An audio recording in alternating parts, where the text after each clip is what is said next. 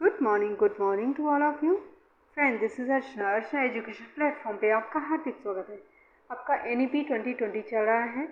4.18 पर हम पहुंच गए थे और यहीं से हम रेस स्टार्ट करेंगे। Right dear. और एक इन्फॉर्मेशन है डियर, अगर आप जो है चैनल पे नए हैं, please subscribe the channel, like the video, share the video with your all friends and relatives, hit the bell icon, press the notification so that कोई भी नया कंटेंट डिलीवर होता है तो इसलिए इन्फॉर्मेशन आप तक पहुँच जाए। एंड हमारे पेड बैच रन कर रहे हैं बेटा। TGT PGT economics, TGT PGT home science, CTET examination as well as 11th-12th economics, 11th-12th home science. If you are interested to join any paid batch, kindly comment in comment box. I'll add you in my paid batch. Right here, it was all about the information. तो हम without wasting a time let's start. 4.18 इसी पे थे, यहीं से start करें। भारत में शास्त्रीय तमिल, तेलुगु, कन्नड़, मलयालम, उड़ीसा सहित अन्य शास्त्रीय भाषाओं में एक अत्यंत समृद्ध साहित्य है।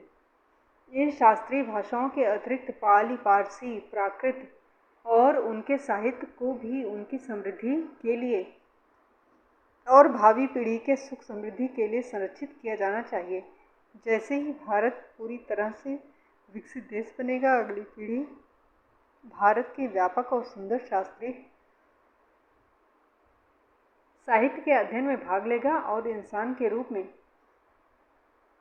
समृद्ध बनना चाहेंगे। संस्कृत के अलावा भारत की अन्य शास्त्रीय भाषाएं और साहित्य, जिनमें तमिल, तेलुगु, कन्नड़, मलयालम, उड़िया, पाली, फारसी और प्राकृत शामिल हैं, स्कूलों में भी व्यापक रूप से छात्रों के लिए विकल्प के रूप में, संभवतः ऑनलाइन मॉड्यूल के रूप में, अनुभवात्मक और अभिनव अप्रोच के माध्यम से उपलब्ध होंगे, ताकि यह सुनिश्चित किया जा सके कि ये भाषा और साहित्य जीवित और जीवंत रहें। सभी भारतीय भाषाओं जो समृद्ध मौखिक और लिखित साहित्य, संस्कृत परंपराओं और ज्ञान को अपने में संजोए हुए हैं, के लिए भी इसी प्रकार के प्रयास किए जाएंगे। 4.9 देश के बच्चों के संवर्धन के लिए इन समृद्ध भाषाओं और उनके कलात्मक खजाने के संरक्षण के लिए सार्वजनिक या निजी स्कूलों में सभी विद्यार्थियों के पास भारत की शास्त्रीय भाषाओं और उससे जुड़े साहित्य को कम से कम 2 साल सीखने का विकल्प होगा।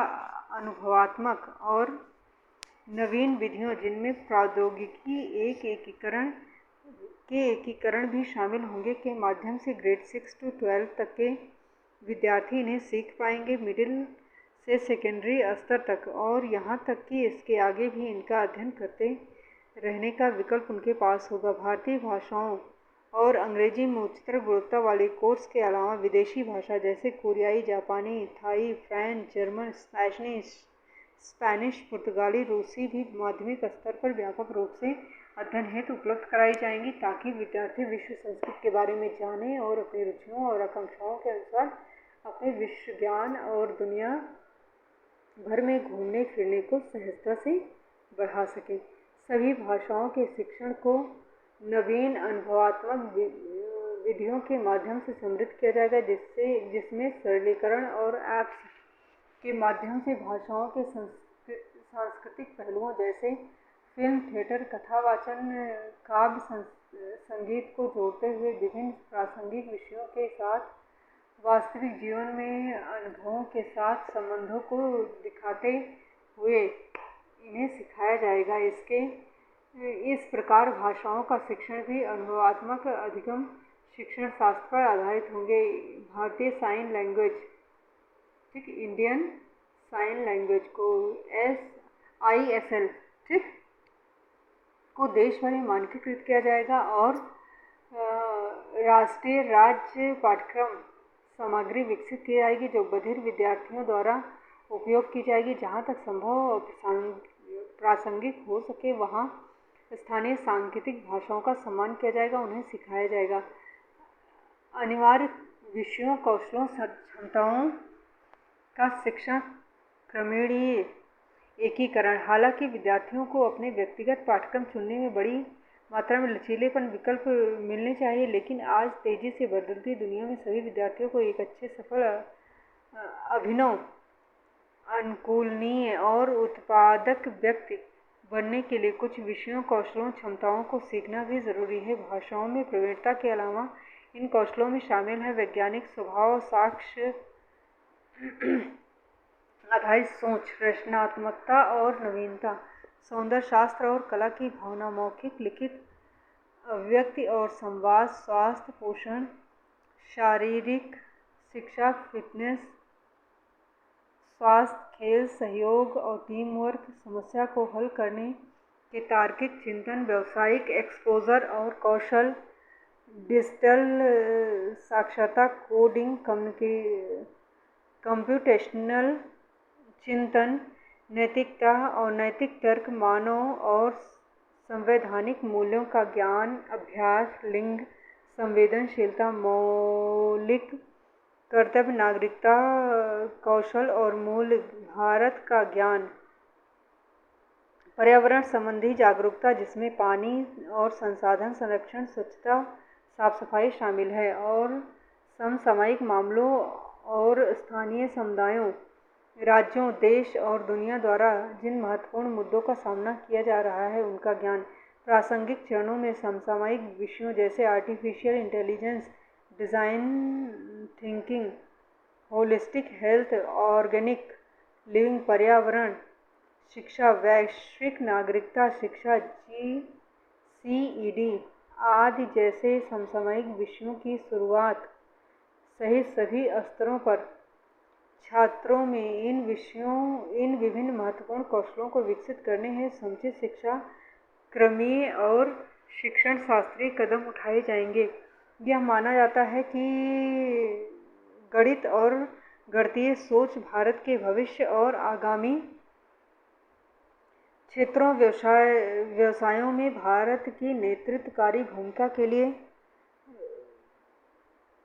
महत्वपूर्ण होगी। इन उभरते हुए क्षेत्रों में artificial intelligence, machine learning, data science आज शामिल होंगे। इस प्रकार गणित और कम्प्यूटेशनल सोच को विभिन्न प्रकार के अभिनव तरीकों के माध्यम से फाउंडेशनल स्तर से शुरू करके स्कूल की पूरी अवधि के दौरान विभिन्न तरीकों जिनमें पहेलियों, गेम का नियमित उपयोग शामिल है, जो गणितीय सोच को अधिक आनंददायी, आकर्षक बनाते हैं, के माध्यम से सिखाने पर जोर दिया जाएगा। मिडिल स्कूल स्तर पर कोडिंग संबंधी गतिविधियां शुरू की जाएंगी। प्रत्येक विद्यार्थी 6 to 8 के दौरान राज्यों और स्थानीय समुदायों द्वारा तय किए गए और स्थानीय कुशल आवश्यकताओं द्वारा मैपिंग के अनुसार एक आनंददायी कोर्स करेगा, जो महत्वपूर्ण व्यावसायिक शिल्प जैसे कि बढ़ईगिरी, बिजली का काम, धातु का काम, बागवानी, मिट्टी के बर्तन के निर्माण आदि का एक जायजा देगा, अपने हाथों से काम करने का अनुभव प्रदान करेगा। 6 to 8 के लिए अभ्यास आधारित पाठ्यक्रम को NCFSE 2020-21 को तैयार करके NCERT द्वारा उचित रूप से डिज़ाइन किया जाएगा। 6 to 8 में पढ़ने के दौरान सभी विद्यार्थी एक 10 दिन के बस्ता रहित पीरियड में भाग लेंगे, जब वे स्थानीय विशेषज्ञों जैसे बढ़ई, माली, कुम्हार, कलाकार आदि के साथ प्रशिक्षु रूप में कार्य करेंगे। इसी तर्ज पर 6 to 12 छुट्टियों के दौरान भी विभिन्न व्यावसायिक विषय समझने के लिए अवसर उपलब्ध कराए जाएंगे। ऑनलाइन माध्यम से भी व्यावसायिक कोर्स उपलब्ध रहेंगे। वर्ष भर में ऐसे बस्ता रहित दिनों को विभिन्न प्रकार के समृद्ध करने वाली कला, क्विज, खेल, व्यावसायिक हस्तकलाओं को प्रोत्साहन दिया जाएगा। बच्चों को ऐतिहासिक, सांस्कृतिक, पर्यटक महत्व के स्थानों, स्मारकों का दौरा करने, स्थानीय कलाकारों, शिल्पकारों से मिलने, अपने गांव, तहसील, जिला में उच्च शैक्षणिक संस्थानों का दौरा करने के माध्यम से स्कूल के बाहर की गतिविधियों के लिए आवधिक एक्सपोजर दिया जाएगा। भारत का ज्ञान में आधुनिक भारत और उसकी सफलताओं, चुनौतियों के प्रति प्राचीन भारत का ज्ञान और उसका योगदान शामिल होगा। शिक्षा, स्वास्थ्य, पर्यावरण आदि संबंध में भारत की भविष्य की आकांक्षाओं की स्पष्ट भावना शामिल होगी। इन तत्वों को पूरे स्कूल पाठ्यक्रम में जहाँ भी प्रासंगिक हो वहाँ वैज्ञानिक तरीके से एक सटीक रूप से शामिल किया जाएगा। विशेष रूप से भारतीय ज्ञान प्रणाली को आदिवासी ज्ञान और सीखने के स्वदेशी और पारंपरिक तरीकों सहित कवर किया जाएगा और गणित, खगोल, विज्ञान, दर्शन, योग, वास्तुकला, चिकित्सा, कृषि, इंजीनियरिंग, भाषा विज्ञान, खेल, साहित्य के साथ साथ शासन, राज्य व्यवस्था, संरक्षण आदि विषयों में शामिल किया जाएगा। जनजातीय, एथनो औषधीय प्रथाओं, वन प्रबंधन, पारंपरिक जैविक फसल खेती, प्राकृतिक खेती आदि के बारे में विशिष्ट पाठ्यक्रम भी उपलब्ध कराए जाएंगे। इन भारतीय ज्ञान प्रणालियों पर एक आकर्षक पाठ्यक्रम भी एक वैकल्पिक विषय के रूप में माध्यमिक विद्यालय में छात्रों के लिए उपलब्ध होगा। मस्ती और स्वदेशी खेलों के माध्यम से विभिन्न टॉपिक्स और विषयों को सीखने के लिए स्कूलों में प्रतियोगिताएं आयोजित की जाएंगी। पूरे स्कूल पाठ्यक्रम के दौरान और अन्य क्षेत्रों में प्राचीन और आधुनिक भारत के प्रेरणादायक व्यक्तित्वों पर वीडियो वितरित दिखाए जाएंगे। छात्रों को सांस्कृतिक आदान प्रदान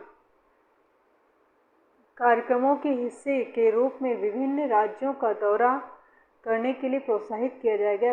विद्यार्थियों को कम उम्र में सही को करने के महत्व को सिखाया जाएगा और नैतिक निर्णय लेने के लिए एक तार्किक ढांचा दिया जाएगा। बाद के वर्षों में इन मुद्दों को विभिन्न थीम जैसे धोखाधड़ी, हिंसा, साहित्यिक चोरी, गंदगी फैलाना, सहिष्णुता, समानता, समानुभूति इत्यादि की मदद से विस्तार दिया जाएगा, जिससे बच्चों को अपने जीवन का संचालन करने में नैतिक मूल्यों को अपनाने के लिए सक्षम बनाने कई दृष्टिकोणों से एक नैतिक मुद्दे के बारे में तर्क गढ़ने और निर्णय लेने और सभी कार्यों में नैतिक आचरण को अपनाने में सक्षम बनने पर जोर दिया जाएगा। इस तरह विकसित हुए नैतिक बोध के चलते पारंपरिक भारतीय मूल्यों और सभी बुनियादी मानवीय और संवैधानिक मूल्यों जैसे सेवा, अहिंसा, सेवा, अहिंसा, स्वच्छता, सत्य, निष्काम कर्म, शांति, त्याग, सहिष्णुता, विविधता, बहुलवाद, नैतिक आचरण, लैंगिक संवेदनशीलता, बुजुर्गों के लिए सम्मान, सभी लोगों और उनकी अंतर्निहित क्षमताओं का सम्मान, पर्यावरण के प्रति सम्मान, मदद करना, शिष्टाचार, धैर्य, क्षमा, सहानुभूति, समानुभूति, करुणा, देशभक्ति, लोकतांत्रिक दृष्टिकोण, अखंडता, जिम्मेदारी, न्याय, स्वतंत्रता, समानता, बंधुत्व को विद्यार्थियों में विकसित किया जा सकेगा।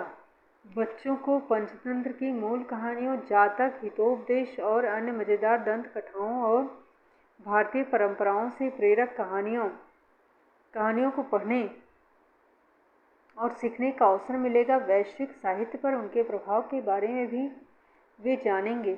भारतीय संविधान के अंश भी सभी छात्रों के लिए पढ़ना आवश्यक होगा। स्वास्थ्य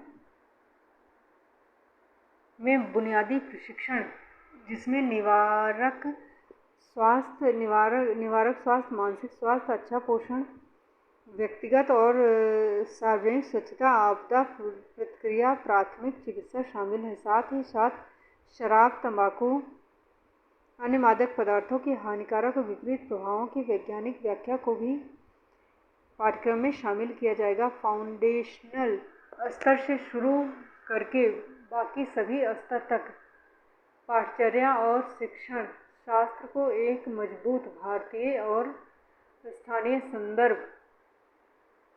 देने की दृष्टि से पुनर्गठित किया जाएगा। इसके अंतर्गत संस्कृति, परंपराएं, विरासत, रीति रिवाज, भाषा, दर्शन, भूगोल, प्राचीन समकालीन ज्ञान, सामाजिक और वैज्ञानिक आवश्यकताएं, सीखने के स्वदेशी पारंपरिक तरीके आदि सभी पक्ष शामिल होंगे, जिससे शिक्षा यथासंभव रूप से हमारे छात्रों के लिए अधिक भरोसेमंद, प्रासंगिक, रोचक और प्रभावी बन सके। कहानियों, कला, खेलों, उदाहरणों, समस्या आदि का चयन जहाँ तक संभव हो सके भारतीय और स्थानीय भौगोलिक संदर्भों के आधार पर किया जाना चाहिए। शिक्षा को इस तरह का आधार मिलने पर निश्चित रूप से अमूर्त चिंतन, नए विचारों, रचनात्मकता को निखारने के अवसर मिलेंगे। स्कूल शिक्षा के लिए राष्ट्रीय पाठ्यचर्या रूपरेखा NCFSE 4.30 स्कूल शिक्षा के लिए एक नया और व्यापक राष्ट्रीय पाठ्यचर्या रूपरेखा NCFSE 2020-21 NCERT द्वारा राष्ट्रीय शिक्षा नीति 2020 के सिद्धांतों, अग्रणी पाठ्यचर्या आवश्यकताओं के आधार पर तथा राज्य सरकारों, मंत्रालयों, केंद्र सरकार के संबंधित विभागों और अन्य विशेषज्ञ निकायों सहित सभी हितधारकों के साथ परामर्श करके तैयार किया जाएगा। इसे सभी क्षेत्रीय भाषाओं में उपलब्ध कराया जाएगा। उसके बाद NCFSE दस्तावेज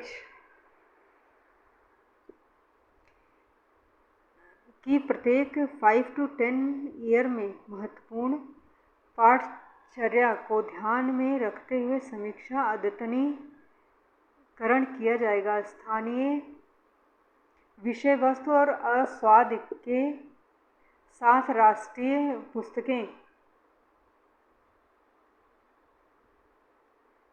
स्कूली पाठ्यक्रम के बोझ में कमी और बढ़े हुए लचीलेपन, रटकर सीखने की बजाय रचनावादी तरीके से सीखने पर नए सिरे से जोर देने के साथ साथ स्कूली पाठ्यक्रम में भी बदलाव होने चाहिए। सभी पाठ्यपुस्तकों में राष्ट्रीय स्तर पर महत्वपूर्ण मानी जाने वाली आवश्यक मूल सामग्री, चर्चा, विश्लेषण, उदाहरण, अनुप्रयोग के साथ को शामिल करना होगा। इसके साथ ही स्थानीय संदर्भों और आवश्यकताओं के अनुसार किसी भी वांछित बारीकियों और पूरक सामग्री को शामिल करना चाहिए। जहाँ तक संभव हो सके शिक्षकों के पास भी तय पाठ्यपुस्तकों में अनेक विकल्प होंगे। उनके पास अब ऐसी पाठ्यपुस्तकों के अनेक सेट होंगे जिनमें अपेक्षित राष्ट्रीय स्थानीय सामग्री शामिल होगी। इसके चलते वे ऐसे तरीके से पढ़ा सकेंगे जो अपने शिक्षण शास्त्री और उनके छात्रों की एवं समुदायों की ज़रूरत के मुताबिक हो। छात्रों को शिक्षा व्यवस्था पर पाठ्यपुस्तक की कीमतों के बोझ को कम करने के लिए इस तरह की गुणवत्ता की पुस्तकों को न्यूनतम लागत, उत्पादन, मुद्रण की लागत पर मुहैया करवाया जाएगा। यह उद्देश्य SCERT के संयोजन में NCERT द्वारा विकसित उच्चतर गुणवत्ता वाली पाठ्यपुस्तक सामग्री का उपयोग करके पूरा किया जा सकता है। अतिरिक्त पाठ्यपुस्तक सामग्री को सार्वजनिक परोपकारी भागीदारी, क्राउड सोर्सिंग द्वारा वित्त पोषित किया जा सकेगा, जिसका इस्तेमाल विशेषज्ञों को ऐसी उच्चतर गुणवत्ता वाली पुस्तकों को लागत मूल्य पर लिखने के लिए प्रोत्साहित किया जा सके। राज्य अपने स्वयं के पाठ्यक्रम जहाँ तक संभव हो सके NCERT द्वारा NCFSE पर आधारित हो सकते हैं, तैयार करेंगे। पाठ्यपुस्तकों जहाँ तक संभव हो सके NCERT पाठ्यपुस्तक सामग्री पर आधारित हो सकते हैं को तैयार करेंगे, जिसमें स्थानीय अस्वादों और सामग्री को ज़रूरत के अनुसार शामिल किया जाएगा। ऐसा करते समय यह ध्यान रखा जाना चाहिए कि NCERT पाठ्यक्रम को राष्ट्रीय रूप में स्वीकार मानदंड के रूप में लिया जाएगा। सभी क्षेत्रीय भाषाओं में ऐसी पाठ्यपुस्तकों की उपलब्धता सर्वोच्च प्राथमिकता होगी, ताकि सभी छात्रों को उच्चतर गुणवत्तापूर्ण शिक्षा प्राप्त हो सके। स्कूलों में पाठ्य पुस्तक की समय पर उपलब्धता सुनिश्चित करने के लिए सभी प्रयास किए जाएंगे। पर्यावरण को संरक्षित करने और व्यवस्थात्मक बोझ को कम करने के उद्देश्य से सभी राज्यों, केंद्र शासित प्रदेशों, एनसीईआरटी द्वारा सभी पाठ्य पुस्तकों को डाउनलोड और प्रिंट करने की सुविधा उपलब्ध कराई जाएगी।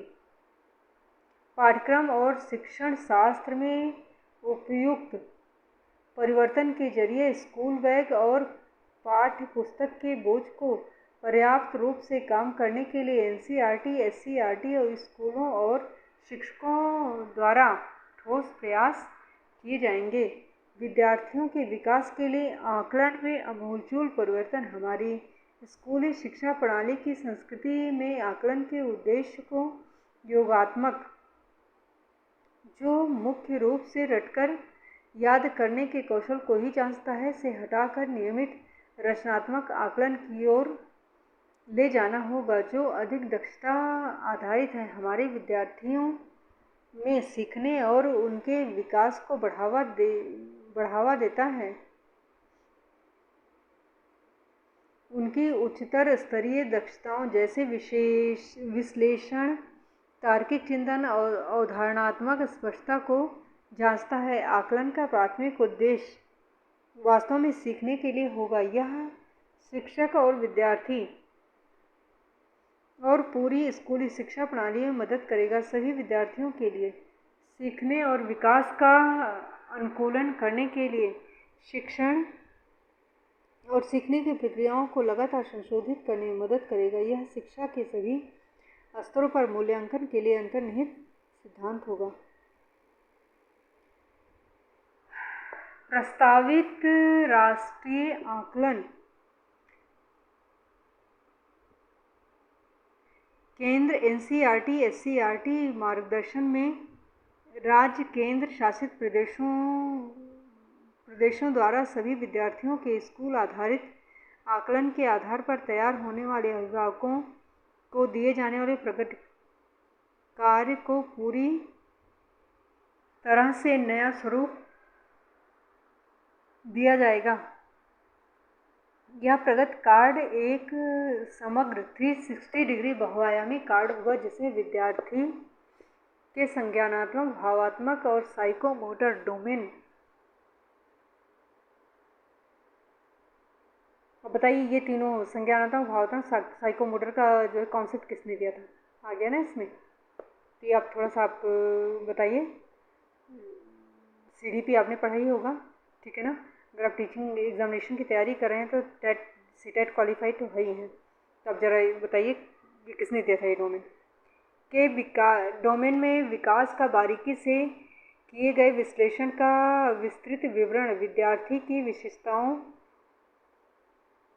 विशेषताओं समेत दिया जाएगा। इसमें स्वमूल्यांकन, सहपाठी मूल्यांकन, प्रोजेक्ट कार्य और खोज आधारित अध्ययन में प्रदर्शन, क्विज, रोल प्ले, समूह कार्य, पोर्टफोलियो आदि शिक्षक मूल्यांकन सहित शामिल होंगे। यह समग्र प्रकृति कार्ड घर स्कूल के बीच एक महत्वपूर्ण कड़ी बनेगा। यह माता पिता शिक्षक बैठकों के साथ साथ अपने बच्चों की समग्र शिक्षा विकास में माता पिता को सक्रिय रूप से शामिल करने के लिए होगा। इस प्रगति कार्य के द्वारा शिक्षकों और माता पिता को बच्चे के बारे में महत्वपूर्ण जानकारी भी मिलेगी, जिससे कक्षा में और कक्षा के बाहर विद्यार्थी को मदद उपलब्ध कराई जा सकेगी। छात्रों द्वारा एआई आधारित सॉफ्टवेयर का विकास और उपयोग माता पिता, छात्रों, शिक्षकों के लिए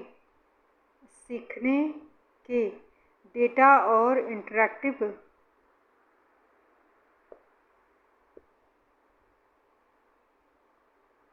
प्रश्नावली के आधार पर उनके स्कूल के वर्षों के दौरान उनके विकास को ट्रैक करने में मदद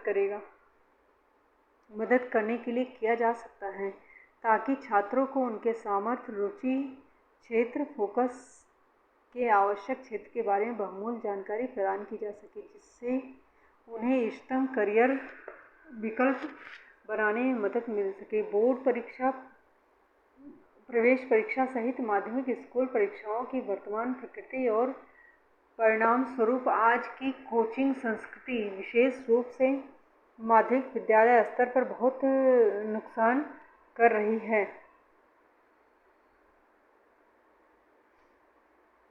इसके चलते विद्यार्थी अपना कीमती समय सार्थक अधिगम की बजाय परीक्षाओं की तैयारी और अत्यधिक परीक्षा कोचिंग करने में खर्च कर रहे हैं। ये परीक्षाएं विद्यार्थियों के चुनाव के विकल्पों में एक लचीलापन जो कि भविष्य की व्यक्ति केंद्रित शिक्षा प्रणाली में बहुत महत्वपूर्ण होगा के बजाय उन्हें किसी खास स्ट्रीम में बेहद संकुचित दायरे में ही तैयारी करने के लिए मजबूर करें। जबकि 10-12 के लिए बोर्ड परीक्षाएं जारी रहेंगी, कोचिंग कक्षाओं की आवश्यकता समाप्त करने के लिए बोर्ड और प्रवेश परीक्षाओं की मौजूदा प्रणाली में सुधार किया जाएगा। वर्तमान मूल्यांकन प्रणाली के इन हानिकारक प्रभावों को उलटने के लिए बोर्ड परीक्षाओं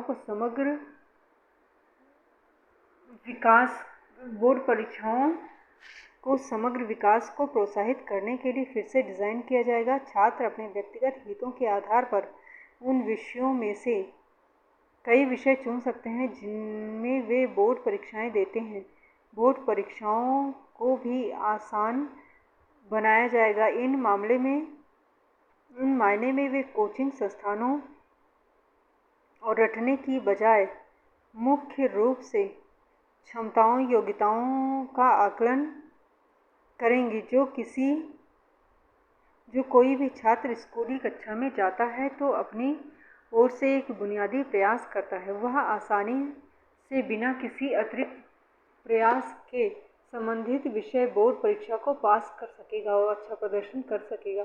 बोर्ड परीक्षाओं के उच्चतम जोखिम पहलू को समाप्त करने के लिए सभी छात्रों को किसी भी स्कूल के दौरान 2 बार बोर्ड परीक्षा देने की अनुमति दी जाएगी, एक मुख्य परीक्षा और यदि वांछित होते एक सुधार के लिए। राइट डियर, अभी नेक्स्ट वीडियो पे मैं आती हूँ क्योंकि नहीं तो एक्सेस हो जाएगा, ठीक है ना, क्योंकि अभी काफ़ी है आपका, ठीक है। 27 पेज पे है और 4.38 पे है। Right dear, love you all guys.